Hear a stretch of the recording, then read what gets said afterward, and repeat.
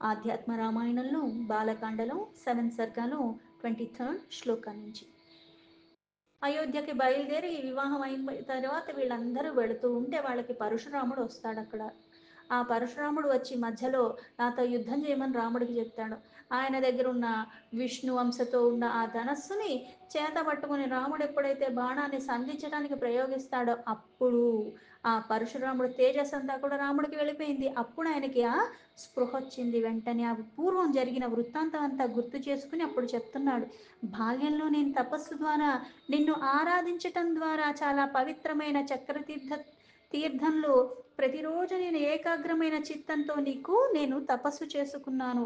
నా పట్ల ప్రసన్నుడివై నువ్వు అప్పుడు నాకు ప్రసన్నుడివై అక్కడ నాకు ప్రకటింపబడ్డావు. తతః ప్రసన్నో దేవీ సహ శంఖచక్ర గదాధరః ఉవాచ మాం రఘుశ్రేష్ఠ ప్రసన్న ముఖ పంకజః.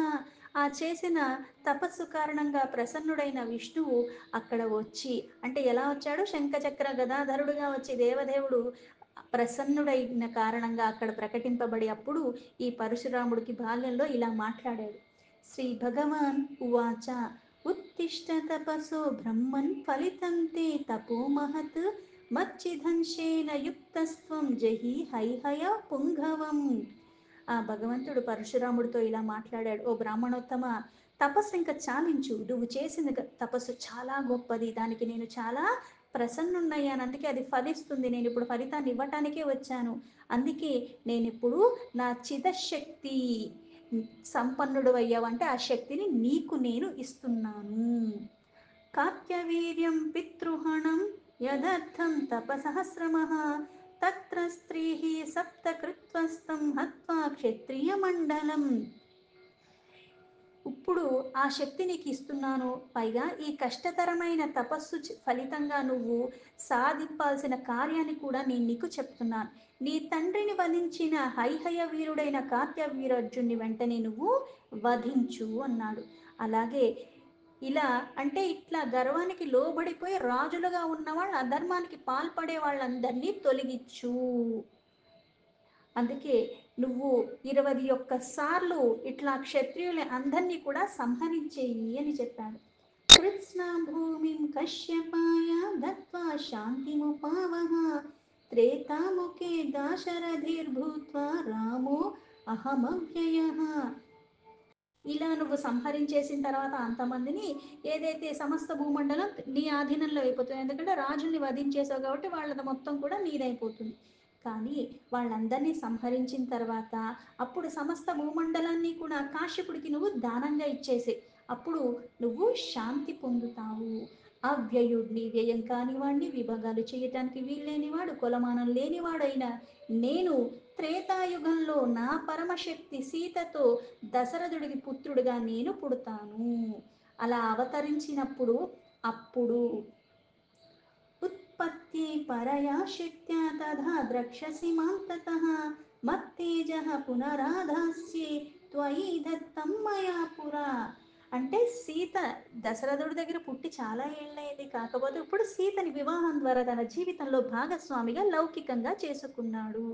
అందుకే దశరథుడి పుత్రునైన నేను ఈ అవతారం తీసుకోవటమే కాకుండా సీత ఎప్పుడైతే నా జీవితంలోకి వస్తుందో అప్పుడు నేను నీకిచ్చిన ఈ తేజస్సుని మళ్ళీ తిరిగి నేను తీసుకుంటాను అని అప్పుడు చెప్పాడు ఆ విష్ణు పరశురాముడికి. తథా తపశ్చరన్ లోకే తిష్టత్వం బ్రాహ్మణోధినం యుక్తుక్త్వాంతర్దదే దేవస్తదా సర్వం కృతం మయా. తర్వాత నీ తపం చేచు ఇలా కల్పాంతరాల వరకు ఈ లోకంలోనే నువ్వు ఉంటావు అని ఇలా చెప్పి ఆ విష్ణు అంతర్ధానమైపోయాడు. నేను భగవానుని చెప్పిన ఈ విధంగానే ఆచరిస్తూ ఉన్నాను, ఆచరించాను అన్నాడు. స ఏవ విష్ణుస్త్వం రామ జాతోసి బ్రాహ్మణార్దితః మయి స్థితం తు త్వత్తేజస్త్వయేవ పునరావృతం. రామ, నీవే మహావిష్ణువి, బ్రహ్మదేవుని ప్రార్థనతో ఈ భూమి యందు అవతరించావు. నాలో ఉన్న తేజస్సు నీదే, దానిని మరలా నువ్వే గ్రహించేశావు. అద్య మే సఫలం జన్మ ప్రతీతోసి మమ ప్రభో బ్రహ్మాది విరలభ్యస్త్వం ప్రకృతేః పారగౌమతః. ప్రభు, నా జన్మ సఫలమైపోయింది, నేను నిన్ను గుర్తించగలిగాను, నువ్వు బ్రహ్మాదులకు కూడా అందని వాడవి, అలాంటిది ప్రకృతికి అతీతంగా పరమంగా ఉంటున్నవాడివి నువ్వు. త్వయి జన్మాది షడ్భావా నా సంత్యజ్ఞాన సంభవాః నిర్వికారోసి పూర్ణస్వం గమనాది వివర్జితః. అంటే ఇక్కడ పరమాత్మ సృష్టికి మూలం ఆది సనాతనుడు అంటాం. ఎలా ఉన్నాడంటే శక్తియుక్తంగానే ఉన్నాడు. ఇప్పుడు లౌకికంగా వివాహం అయిన తర్వాత సీత జీవితంలో వచ్చినట్టుగా కనిపిస్తుంది కానీ విడతీయరాని వాళ్ళు. ఎలా అయితే మనకి సౌందర్య లహరిలో కూడా చెప్పబడుతుంది ఏమని, శివశక్తేక యుక్త. అంటే శివుడు శక్తితో ఉన్నాడని కాదు, పరమాత్మ ఎప్పుడు శక్తియుక్తంగానే ఉన్నాడు, అవి విడతీయటానికి కుదరదు. ఇది ఎక్కువ అది తక్కువ అంటానికి కూడా వీళ్ళది. ఎక్కడెక్కడైతే ఈ అంశం వస్తుందో అక్కడక్కడ శక్తి అంశం ఉంటూనే ఉంటుంది, అది లేనిది ఎక్కడా లేదు. అందుకే ఇక్కడ ఎవరికి తెలుసు పూర్ణంగా పరమాత్మ అంటే పరమాత్మకే తెలుసు, ఇంకొకళ్ళు తెలుసుకున్నవాడు ఉన్నవాడు ఎవరూ లేరు.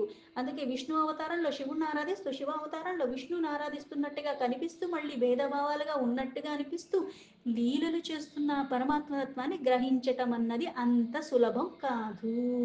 మాయామోహాలకి మనం లోబడిపోతాం, కానీ గుణాతీత సర్వాతీత మాయాతీతుడైన ఆ పరమాత్మ అన్నిటికీ పరమంగా ఉన్నవాడు. అందుకే ఇక్కడ బ్రహ్మాది దేవతలకు కూడా అందరాని వాడివి నువ్వు, నీ అందే.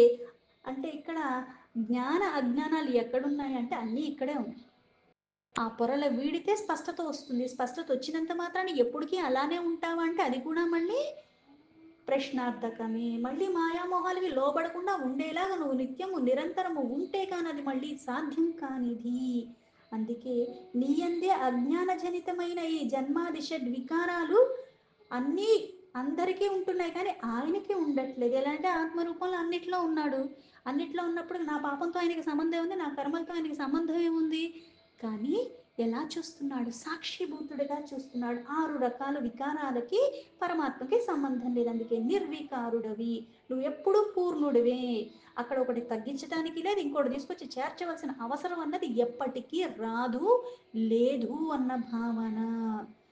సర్వవ్యాపిగా ఉంటున్నావు నువ్వు, గమనులు లేనివాడివి. ఇప్పుడు నేను ఇక్కడ ఉండి అక్కడ లేను కాబట్టి అక్కడికి వెళ్ళాలి అంటే ఇక్కడి నుంచి అక్కడికి నా ప్రయాణం ఉంటుంది, కానీ సర్వము వ్యాపించి ఉన్నవాడు, ఇక్కడ ఎక్కువ అక్కడ తక్కువ అంటానికి లేకుండా ఎప్పుడూ ఉంటున్నవాడు, గమనం అవసరం లేనివాడు. పైగా ఈ షడ్ వికారాలు అన్నవి ఏంటి అంటే ఉత్పత్తి అంటే జననం, జననం ఉన్నవాడికి మరణం ఉన్నది, ఈ రెండిటికి అతీతంగా ఉన్నవాడు. పైగా అస్తిత్వము లేనివాడు, వృద్ధి, మనం ఎలా అయితే పుడతాం, పుట్టిన తర్వాత ఏమవుతుంది, వృద్ధి అన్నీ వస్తూ ఉంటాయి. ఈ వృద్ధాప్యం వచ్చేటప్పటికి ఏమవుతాయి, మళ్ళీ అన్నీ క్షీణించుకుపోతూ ఉంటాయి. అంటే వృద్ధి వస్తుందంటే క్షీణం కూడా ఉంటుంది, వినాశనం కూడా ఉంటుంది, పరిణామాలు మార్పులు చేర్పులు చెందుతూ ఉంటాం. కానీ పరమాత్మ పూర్ణంగానే ఉన్నాడు, ఎప్పుడూ అలానే ఉన్నాడు. అందుకే అపక్షయము వినాశనము ఇవేవి లేనివాడు. యథా జలే తేన జాలం ధూమో వాప్నో తథా త్వయి త్వద్ధాధారా త్వదిశ్యయ మాయా కార్యం సృజత్యహు.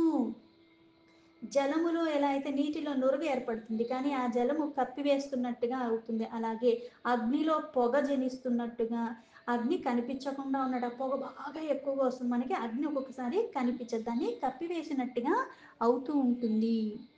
అదేవిధంగా మాయ నిన్ను ఆశ్రయించి ఉన్నది, నిన్ని ఇలా గ్రహించి అంటే నువ్వే అన్నిటికీ ఆధారణమైనవి, నీ సంకేతాన్ని అనుసరించి అది ఆ విధంగా చేస్తూ ఉంటుంది. అనేక విధాలుగా చిత్ర విచిత్రములైన కార్యాలన్నీ రచిస్తున్నవాడివి నువ్వు. ఈ రీతిగా నిన్ను ఆవరించి తానే గోచరిస్తున్నట్టుగా ఇదంతా కూడా ఆశ్చర్యాన్ని గురి చేస్తూ ఉంటుంది. యావన్ మాయావృతా లోకస్తావత్వం నా విజానతే అవిచారిత సిద్ధేశ విద్యా విద్యా విరోధిని. అందువల్లనే మాయతే ఆవరించబడి ఉన్నంత వరకు ఈ మానవుడు నిన్ను తెలుసుకోలేదు. ఈ మాయామోహాలు వీడితే కానీ మనం భగవద్గీతలో చెప్పిన ఎందులో చెప్పినా ఒకటే చెప్తారు, మాయామోహాన్ని గనక నువ్వు భేదించగలిగితే, దాన్ని ఛేదించగలిగితే, దానికి నువ్వు లోబడకుండా ఉండేలాగా స్థిరత్వాన్ని నువ్వు పొందగలిగితే కానీ ఆ పరమాత్మ నీకు అర్థం కాడు.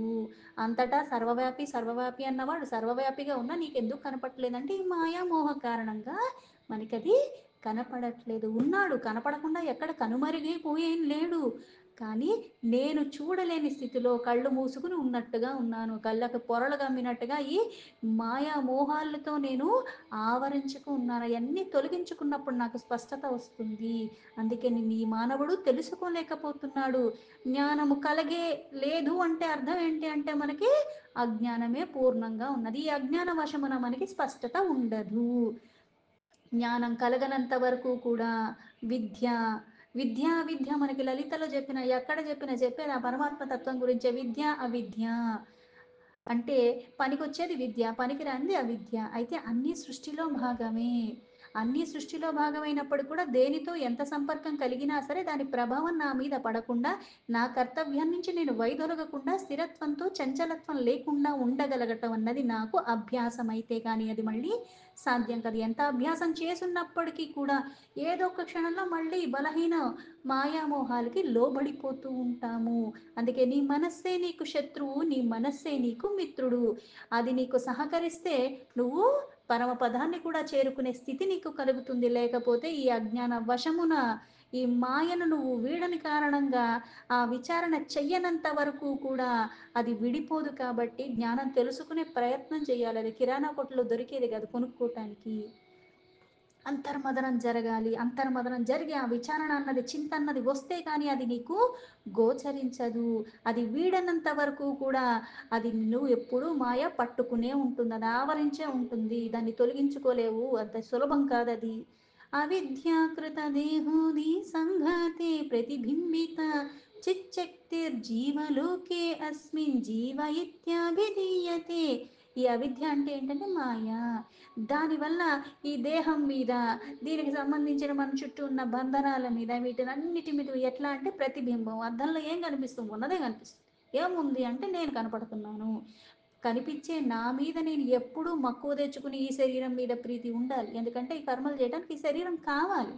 అందుకే ఏం చెప్తారు భగవద్గీతలో చెప్పినా మితంగా తినమని చెప్తారు. ఆకలి వేసినప్పుడు తిండి తప్పులేదు, తినటం కోసం బ్రతకూడదు. ఈ జన్మకి అర్థాన్ని చేకూర్చుకోవాలంటే ఈ శరీరాన్ని ఎంత పోషించుకోవాలో అంత పోషించుకోవాలి. ఈ శరీరంతో చెయ్యవలసిన కర్మలు చెయ్యాలి. ఇక్కడ దీని వలన ఈ దేహం వలన కొన్ని మనకి ఏర్పడుతూ ఉంటాయి. కాకపోతే ఏర్పడినా ఏర్పడకపోయినా దీని లోపల ఒక చైతన్య శక్తి ఉన్నది. ఈ జీవలోకంలో జీవుడని పిలువబడుతున్నది ఎవరు అంటే దీని లోపల ఉన్న చైతన్య శక్తి కారణంగా నేను ఈ శరీరం జీవుడు జీవించి ఉన్నాను అన్నదానికి ఒక ఆధారం కనిపిస్తున్నది. యావద్దేహ మనః ప్రాణబుద్ధ్యాదిష్వభిమానవాన్ తావత్ కర్తృత్వ భోక్తృత్వ సుఖదుఃఖాది భాగ్భవేత్.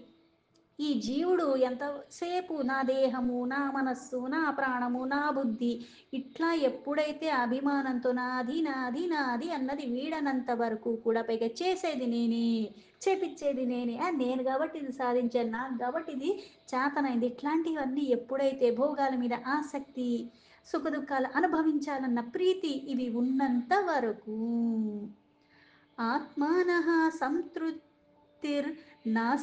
బుద్ధేరజ్ఞాన నజాత్వితి అవివేకద్వయం యుక్త్వా సంసారితి ప్రవర్తతే. వాస్తవానికి ఆత్మకి ఎలా అయితే జనన మరణాది వికారాలు లేవు. ఎందుకు? అది పరమాత్మ పరమంగా ఉన్నాడు. ఆ పరిస్థితులు ఏమి దానికి లేవు. ఈ బుద్ధి ప్రాకృతి కార్యము. ఎందుకంటే చలికాలం వస్తే వేడిగా కావాలనిపిస్తుంది, ఎండాకాలం వస్తే చల్లగా తాగాలనిపిస్తుంది, ఇట్లాంటివన్నీ అనిపిస్తుంది. చెట్టుకి ఏమన్నా అనిపిస్తుందా? అది కూడా ప్రకృతిలో భాగమే కదా. కొంతమంది ఏం చేస్తామంటే మనలో ఎటువంటి స్పందన లేకపోతే ఏమంటాం, రాయవా రప్పవా అంటాం మనం. కానీ అలా ఉంటాం, మనం అలవర్చుకోవాలి. ప్రతిదానికి చంచలత్వానికి లోబడకూడదు. అలా ఉండగలిగితేనే ప్రకృతిలో సమన్వయం, దాన్ని ఆస్వాదించు తప్పులేదు. కాకపోతే పరిమితిలో ఉండాలి. దేని ప్రభావం నీ మీద పడకుండా ఉండాలి. ప్రాకృతి కార్యాలన్నవి చేసుకోవటం, పైగా దాని మీద ప్రీతి లేకుండా తామరాకు మీద నీటి బొట్టులాగా నా ఈ జీవితం వెళ్ళిపోవాలి.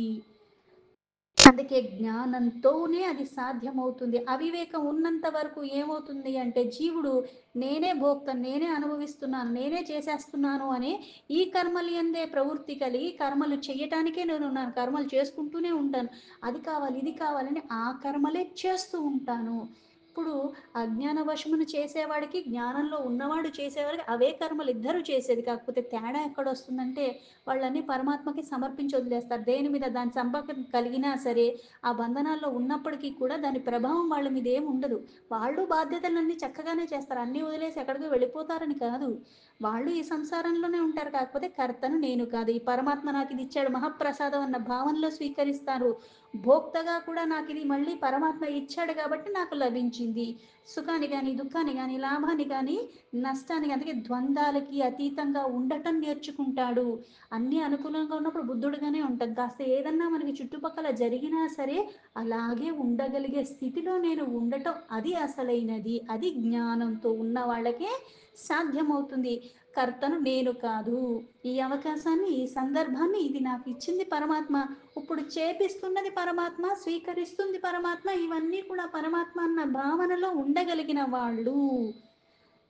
అందుకే జీవుడు కర్త భోక్త అని తలంచినంత వరకు జ్ఞానానికి ఆస్కారం లేదు, అజ్ఞానంలోనే ఉంటావు. జడస్యాచిత్ సమాయోగచ్చిత్వం భాయాచిచ్చేదస్తథా జడ సంగజ్జడత్వం హి జలగ్నోర్యేర్ మేళనం యథా. ఇదంతా జడము, పనికిరానిది. ఎలా అయితే చచ్చాక నేను ఈ శరీరాన్ని కూడా తీసుకెళ్లేది లేదు, దాని లోపల ఇది ఇలా ఉండాలి అలా ఉండాలి, దీనికి ఇది పుయ్యాలి అది పుయ్యాలి ఇది రాయాలని అనుకుంటూ ఉంటాను. ఎలా అయితే అగ్ని సంపర్కం వల్ల ఏమవుతుంది, జలము ఆ తీవ్రత ఎలా అంటే వేడెక్కిపోతూ ఉంటాయి. అలాగే అగ్నికి శాంతత్వం ఎట్లా కలుగుతుంది, అలాగే బుద్ధికి ఈ చంచలత్వం వికారాలు రాకుండా అలజడిప్రాయంగా లేకుండా ఉండాలి అంటే ఆత్మ బుద్ధి సంయోగము కలిగినప్పుడే అక్కడ చైతన్యత్వము జడత్వానికి భేదా తెలుస్తుంది నాకు. ఆ జడమైన బుద్ధి ఇది కర్తృత్వ భోక్తాది జడత్వము ప్రకటితం కానివ్వకుండా దాన్ని నేను వదిలించుకునే ప్రయత్నం చేస్తాను, ఇది జడము. అందుకే ఇది నాది కాదు ఇది నాది కాదు ఇది నాది కాదు ఇది నేను కాదు అంటూ తీసుకుంటూ పోతే ఏది నాది కాదు, అసలు నేను లేను, నాది అంటానికి ఏదీ లేదు, ఉన్నదంతా ఒక్కటే. దాని కారణంగా సర్వము ఉన్నది. ఇక్కడ కనపడటానికి శరీరాలకు ఇది వేరు అది వేరు ఇది వేరు అది వేరు, పైగా ఇది ఇలా ఉంది అది అలా ఉంది అని భేదం కనిపిస్తుంది. రంగు రుచి రూపంలాగా అన్ని వేరు వేరుగానే ఉన్నాయి, రంగుల్లో వేరుగా ఉన్నాయి, రూపాల్లో వేరుగా ఉన్నాయి, అవి చేసే క్రియల్లో వేరుగా కనిపిస్తున్నాయి, కానీ మూలమైనది ఒక్కటే. కర్త పరమాత్మ, కర్త పరమాత్మ అయినప్పటికి కూడా ఇప్పుడు జ్ఞానం ఇచ్చాడు మనకి. తీపి అందరికీ ఇష్టం, కాకపోతే ఆ తీపిలో కూడా మళ్ళీ 1,90 రకాలు ఉన్నాయి. కొంతమందికి ఇది ఇష్టం, కొంతమందికి అది ఇష్టం, కొంతమందికి ఇలా ఇష్టం, కొంతమందికి అలా ఇష్టం. ఒకే పనిని మళ్ళీ నలుగురికి అప్పచెప్పినా నలుగురు నాలుగు విధాలుగా చేస్తారు, కానీ చేసేది శరీరం ఆ మనస్సు బుద్ధి. పరిపక్వత చెందిన వాళ్ళు చాలా త్వరగా చేసేస్తుంటారు, కొంతమందికి అదే పని గంటలు గంటలు పడుతూ ఉంటాయి. ఇవన్నీ ఎక్కడి నుంచి వస్తాయంటే సాధన నుంచి వస్తాయి. పైగా మనకి పూర్వజన్మ ఉన్న సుకృతం కొద్దీ ఆ పూర్వజన్మలో ఎవరో ఒక మంచి సత్పురుషుల యొక్క సాంగత్యము దేని కారణంగానో స్వల్పంగా కానీ వాళ్ళ చేసే మనం చూసినా సరే, మనం చేసేలాగా వాళ్ళు ప్రేరణించి మనతో చేపించినా సరే, కొన్ని కర్మల కారణంగా కొన్ని మంచి పనులు మంచి ఆలోచనలు ఏదో ఒకటి తెలుసో తెలియక ఒకరికి సహాయం చేయటము, ఇవన్నీ పుణ్యప్రదమైనవి కాబట్టి దానికి కారణంగా మళ్ళీ ఇంకొక మానవ జన్మ లభించడం, మళ్ళీ ఆ జన్మలో కొన్ని చేసే అవకాశాలు లభించడం, దానికి కారణంగా కొన్ని కొన్ని వాటిల్లో మనకి అజ్ఞానం తొలగిపోయి జ్ఞానం పెరిగేలాగా బీజం అన్నది నాటుకుంటుంది, దాని కారణంగా వికసన వస్తుంది. అంటే అదే నీళ్లు వేడి చేస్తే ఎలా అయితే ఇప్పుడు మనకి 3 రకాలుగా చెప్తూ ఉంటారు చిన్నపిల్లలకి, మనకి స్కూల్లో కూడా చెప్తాను ఏమని, అదే నీరు ఫ్రిడ్జ్లో పెడితే ఏమైంది ఐస్ గడ్డ అయిపోయింది, అదే నీళ్లు తీసుకెళ్ళి స్టవ్ మీద పెడితే ఏమైంది ఆవిరైపోయింది. ఈ ఆవిరైపోయింది మళ్ళీ ఆ గిన్నె బాగా మసిలిన తర్వాత నేను సగం అయ్యేదాకా నీళ్లు చేసేసాను, బాగా మసిలిపోయినాయి నీళ్లు సగం అయిపోయినాయి, మళ్ళీ మూత పెట్టి వదులుతాను, ఈ ఆవిరిగా వెళుతున్నది మళ్ళీ ఆ ప్లేట్ పైన పెట్టామంటే ఏమవుతుంది, అది మళ్ళీ ఆ గాలిలాగా ఈ ఆవిరై ఉన్నది మళ్ళీ నీటి బిందువులాగా మళ్ళీ అందులో పడుతూ ఉంటుంది, అదే నీరు. అలాగే ఈ లోపల చైతన్య శక్తి ఉన్నది, అక్కడ కర్తని నేను కాదు భోక్తని నేను కాదు, నా మనస్సు నా జ్ఞానేంద్రియాలు కర్మేంద్రియాలు ఇవన్నీ ఈ శరీరంలో నేను చెయ్యటానికి వీలుగా ఉన్నప్పటికైనప్పటికీ కూడా ఈ బుద్ధి ఆత్మ అన్నది ఒకటి ఉన్నది. దాన్ని తెలుసుకునే ప్రయత్నాన్నే నువ్వు చేస్తావు. ఆ ప్రయత్నం చేసినంత మాత్రాన సక్సెస్ అయిపోతావు, నీకు కనిపించేస్తుంది రేపు పొద్దున అనటానికి వీల్లేదు. భగవద్గీతలో చెప్పినట్ట కొన్ని జన్మలు జన్మలు చేసుకున్న పుణ్యం అంతా కూడా సారభూతంగా అది మళ్ళీ మళ్ళీ మనకి ఎలా అయితే బ్యాంకులో డబ్బులు ఉన్నాయి, పోయిన నెల కొంత ఉంది, దాని ముందు నెల ఉంది, దాని ముందు నెల అవన్నీ కూడబెట్టుకుని ఎలా అయితే ఈ నెలలో వస్తుంది నా అకౌంట్లో అలానే ఉంటుంది. అలా ఆ పుణ్యమంతా కూడా కూడబెట్టుకుని ఉన్నప్పుడు అప్పుడు మళ్ళీ ఒకానొక సమయంలో మళ్ళీ దైవం యొక్క అనుగ్రహ కారణంగా ఈ పుణ్య కారణం అంటే ఏదైనా కర్మను కర్మ ద్వారానే తొలగించుకోగలవు, కర్మను కర్మ ద్వారానే మళ్ళీ సరి చేసుకోగలవు. ప్రయత్నం చెయ్యాలి. ప్రయత్నం చేసినంత మాత్రాన రేపొద్దున నాకేమీ జరిగిపోదు. కానీ ఈ ప్రయత్నం కారణంగా కొద్దిగా కొద్దిగా కొద్దిగా చేసుకుంటూ వెళుతుంటే కొన్ని వికారాలు నేను తొలగించుకోవటానికి, కొన్ని వాటి సంపర్కాలు నేను తొలగించుకోవటానికి, కొన్ని వాటి సంపర్కాలు నేను పెంచుకోవటానికి ఈ శరీరం ద్వారానే నేను ఏది చేసినా సరే, అందుకే ఈ శరీరం అన్నది నేను జాగ్రత్తగా జ్ఞానాన్ని ఇవన్నీ దీనికి సంయోగం చెయ్యటం వల్ల నేను వృద్ధి వైపు వెళతాను, సిద్ధి వైపు వెళతాను. లేకపోతే ఈ జడాన్ని జడమైపోయే వరకు కూడా భోగాలకి భోక్తన్ నేనే, కర్తన్ నేనే, నాకన్నీ కావాలి అన్న దేహం మీద ఈ మక్కువతో ప్రీతితో అవివేకాన్ని పెంచుకుంటూ ఉంటాను. దీంతో ఆధ్యాత్మ రామాయణంలో బాలకాండలో 7th సర్గలో 37 శ్లోక సంపూర్ణం.